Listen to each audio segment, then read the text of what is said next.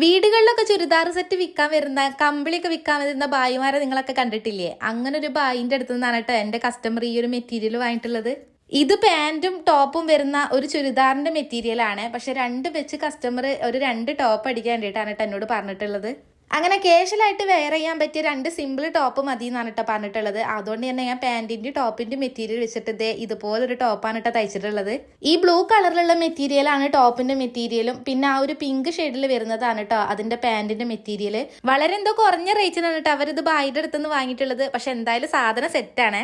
അങ്ങനെ ഈ 2 top stitch ചെയ്ത് കഴിഞ്ഞപ്പോൾ തന്നെ ഏകദേശം ഉച്ച ആവാറായിട്ടുണ്ടായിരുന്നു. പിന്നെ ഞാൻ നേരെ അടുക്കളയ്ക്ക് കയറിയപ്പോൾ നല്ല ഫ്രഷ് ആയിട്ടുള്ള ആവോലി കൊണ്ടുവച്ചിട്ടുണ്ടായിരുന്നു.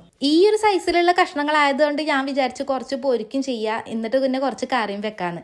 ഇള്ളയിൽ നല്ല വലുപ്പമുള്ള 4 കഷ്ണങ്ങൾ തിരഞ്ഞു നോക്കിയാണ്ട് പൊരിക്കാനും വെച്ചു. ബാക്കി ഉണ്ടായിരുന്ന തലയും വാലൊക്കെ ഇല്ലേ ഞാൻ മുളകിടാനും വെച്ചിട്ടാ.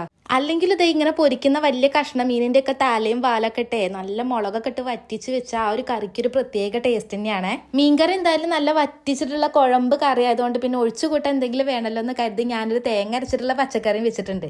അങ്ങനെ ചോറിന്റെ ഒരു സൈഡിൽ കുറച്ച് പച്ചക്കറിയും പിന്നെ ഒരു സൈഡിൽ ആവോലി മുളകിട്ടതും പിന്നെ അപ്പുറത്തെ സൈഡിൽ നല്ലൊരു കഷ്ണം നോക്കി വലുപ്പമുള്ള പൊരിച്ച മീനും കൂടി അങ്ങോട്ട് വെച്ചപ്പോൾ തന്നെ വയറ് പകുതി നിറഞ്ഞിട്ടുണ്ട്. മൊത്തത്തിലുള്ള ഒരു ഭംഗിക്ക് ഒരു ഉപ്പേരിയും കൂടെ സൈഡിൽ ആവേന്നല്ലേ. പക്ഷെ ഇനിയിപ്പോൾ എന്തായാലും നാളെ ആക്കാം. ഇന്നത് ഉള്ളതുകൊണ്ട് ഓണം പോലെ ആക്കട്ടെ ഞാൻ.